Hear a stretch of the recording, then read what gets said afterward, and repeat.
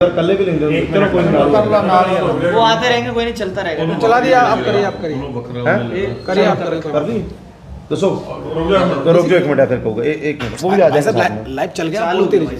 वैसे ऋषिकेश में क्या मामला हुआ, उसको लेकर आप लोगों की क्या रणनीति है, क्या एक्शन है?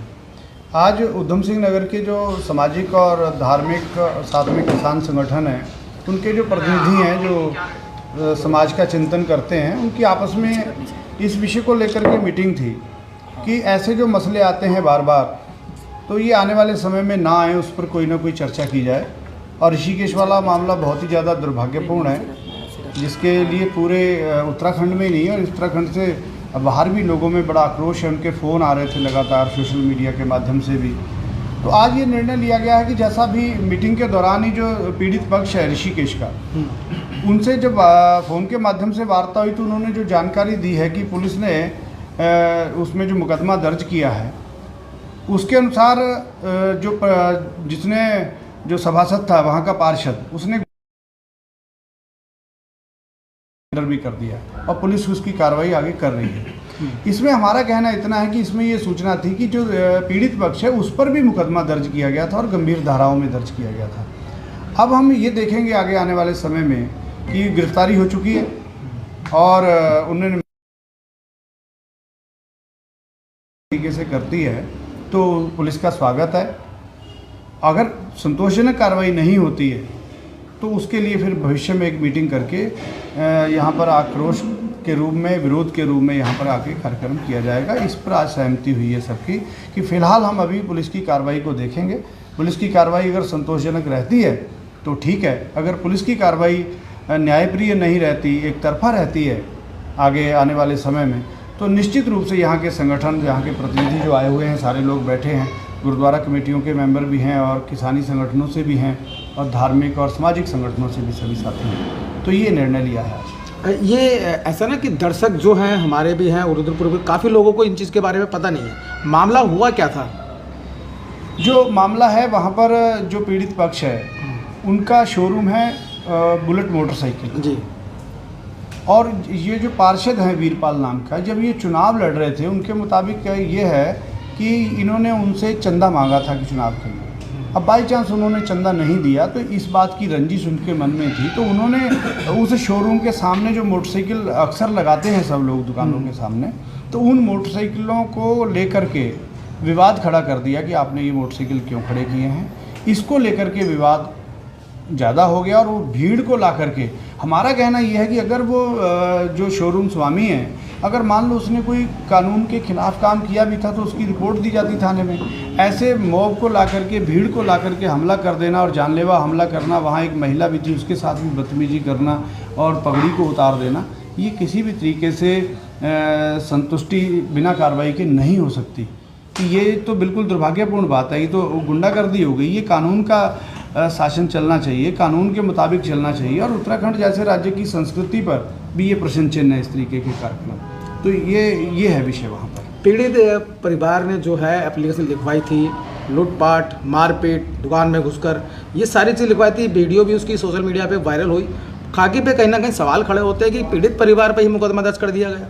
हाँ, तो ज़्यादा समस्या तो खाकी पे ही आती है ना, क्योंकि जिम्मेदारी खाकी की ज़्यादा बनती है, पुलिस की जिम्मेदारी ज़्यादा बनती है, इस प्रदेश में तो और ज़्यादा बनती है।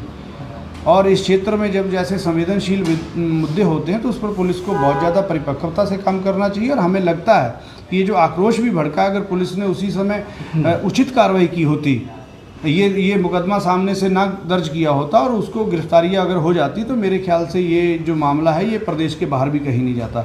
आज पूरे देश में इसकी गूंज है कि ये जो मामला हुआ और इसमें कहीं ना कहीं पुलिस की लापरवाही रही है। और हम पुलिस से, प्रशासन से यही मांग करेंगे कि अब भविष्य में जो कार्रवाई है वो इतनी संतोषजनक हो कि किसी को भी ये ना लगे कि ये जो कार्रवाई हुई है ये अन्यायपूर्ण हुई है। ये पूरी तरीके से निष्पक्ष कार्रवाई होनी चाहिए। ज्ञापन का कोई कार्यक्रम अभी नहीं है, आज सिर्फ बैठ कर के चर्चा हुई है। बहुत से वरिष्ठ लोग हैं, अनुभवी लोग हैं, ये चर्चा हुई है कि पुलिस की कार्रवाई को हम देखेंगे। अगर पुलिस की कार्रवाई किसी भी तरीके से संतोषजनक नहीं होती है तो फिर आगे के लिए हम प्रदर्शन भी करेंगे, मीटिंग भी करेंगे और विरोध भी करेंगे। कोई और कुछ कहना चाहेंगे? मतलब पीड़ित परिवार जो है कानूनी कार्रवाई से संतुष्ट है या फिर पीड़ित परिवार का कुछ और कहना है? देखिए, अभी तो हम इस चीज़ को वॉच कर रहे हैं। हमें जो पता चला है कि वहाँ पर जो वीरपाल है वो गुरुद्वारा साहब में जाकर माफ़ी मांग कर आया है और ये भी बोल कर आया है कि पूरे समाज में या कहीं पर भी मेरे को अगर माफ़ी मंगवाई जाती है तो मैं उसको माफ़ी मांगने के लिए तैयार हूँ। उसने सरेंडर किया है। अभी 2 नेम्ड एक्यूज्ड हैं, वो उनकी जानकारी नहीं है कि वो अभी सरेंडर हुए या गिरफ्तारी हुई या नहीं हुई। 3 जो अननेम्ड लोग थे, अनआइडेंटिफाइड थे, उनको आइडेंटिफाई करके पुलिस ने उनको गिरफ्तार किया है। लेकिन 2 मसले अभी हमारे सामने हैं जिनका हम अभी इंतजार कर रहे हैं। पहला मसला तो ये है कि उसी पीड़ित व्यक्ति के ऊपर जो SC/ST का मुकदमा एक दर्ज किया गया है, तो उस चीज़ को हम देख रहे हैं। और दूसरा ये है कि इन आरोपियों के ऊपर क्या धाराएं लगाई जा रही हैं, इन चीज़ों का हम वॉच कर रहे हैं। तो आज हम पूरा संपर्क में हैं ऋषिकेश के, देहरादून के जो लोकल वहाँ पर हमारे सिख लीडर्स हैं, जो वहाँ के रहने वाले लोग हैं, हम उनके साथ पूरा संपर्क में हैं और उनसे आज हमारी बात हुई है। उन्होंने भी हमें ये बताया है कि 1-2 दिन जो पुलिस ने उनसे टाइम मांगा है कि ये जो चीज़ें हैं ये हम पूरे इसको क्लियर करके और आपको इसका तसल्ली बख्श एक सेटिस्फैक्ट्री एक काम आपको रिप्लाई करेंगे। तो हम इंतज़ार कर रहे हैं। तो जिस तरह से हमें वहाँ से निर्देश प्राप्त होंगे कि अगर वो वहाँ पर लोकलाइड, अगर अभी 2 दिन का इंतज़ार है, अभी हम उसका इंतज़ार कर रहे हैं। और उसके बाद अगर हमें कहीं कोई ऐसी कॉल आती है कि हमें ऋषिकेश भी जाना पड़ता है, तो हो सकता है कि हम यहाँ से पूरी अपने लोगों के साथ हम ऋषिकेश में भी इस चीज़ का अपना अगला प्रोग्राम बना सकते हैं। लेकिन हम इंतज़ार कर रहे हैं कि वहाँ से हमें किस तरह से मैसेज मिलता है। अब मान साहब हमारे यूनियन के ट्राई के अध्यक्ष हैं। देखिए, ये हमारा कहना यह है कि इसमें प्रशासन की बहुत ज़्यादा लापरवाही है। जिस समय ये घटना हुई उस समय वहाँ पर 2 पुलिस के जवान मौजूद थे, लेकिन उनकी ओर से कोई किसी तरीके की कोशिश ही नहीं की गई भीड़ को इधर उधर हटाने की। वो सिर्फ मूक दर्शक बन के वहाँ पर देखते रहे। और उसके बाद जिस तरीके से एकदम से जल्दबाजी की गई SC/ST का मुकदमा लिखने की, उसमें प्रशासन को बहुत सोच समझ के इस तरीके के संवेदनशील जो मुद्दे होते हैं इसमें बहुत सोचने विचारने की ज़रूरत हुई है। सीनियर अधिकारियों से बात नहीं की होगी, हमें तो ये लगता है जल्दबाजी में ये मुकदमे लिखे गए। तो हमारा मांग ये है कि SC/ST का जो मुकदमा है लिखा गया है उसको वापस लेना चाहिए और वहाँ के जो पार्षद हैं उनके द्वारा माफ़ी मांग ली गई है।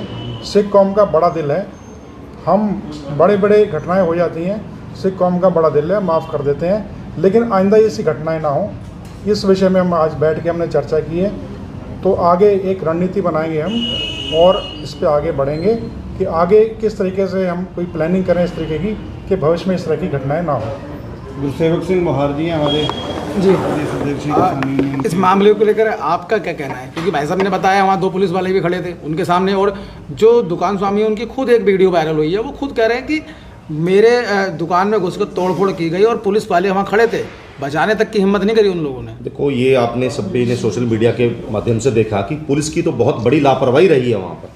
अगर पुलिस की सतर्कता वहाँ पर रहती तो जो वहाँ पर मारपीट हुई और जो सिख भावनाओं को ठेस पहुँची, पगड़ी उतार कर उसके जो कगार को अपमानित किया गया, जो वो हमारे लिए बहुत रोष की बात है और बहुत दुख की बात है।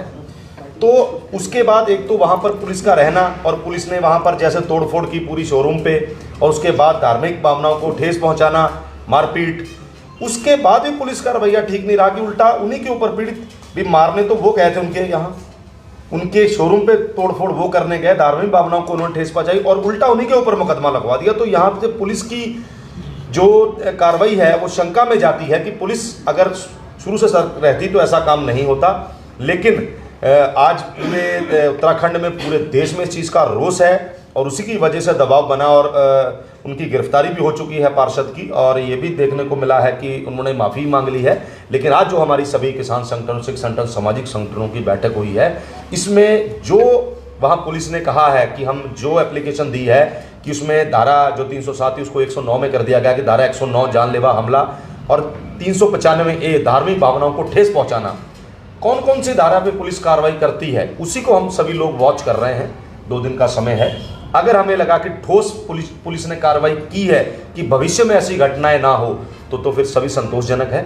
अगर पुलिस की कार्रवाई हमें जो धाराएं हैं वो नहीं लगती हैं, जो इंसाफ उस हमारे सिख भाइयों को मिलना चाहिए नहीं हुआ, तो फिर हम उग्र आंदोलन की तरफ बढ़ेंगे अपनी प्लानिंग के साथ। हंसपाल जी कुछ ਹੋ ਗਿਆ ਬਸ ਇੱਕੋ ਗੱਲ ਸਾਰਿਆਂ ਨੇ ਕਰਨੀ जसवीर जी तुझे ਇੱਕੋ ਗੱਲ ਹੈ अच्छा जी आपका भी बहुत धन्यवाद मीडिया बंधुओं का आपने इस विषय को एक बजे का 1:30 बजे का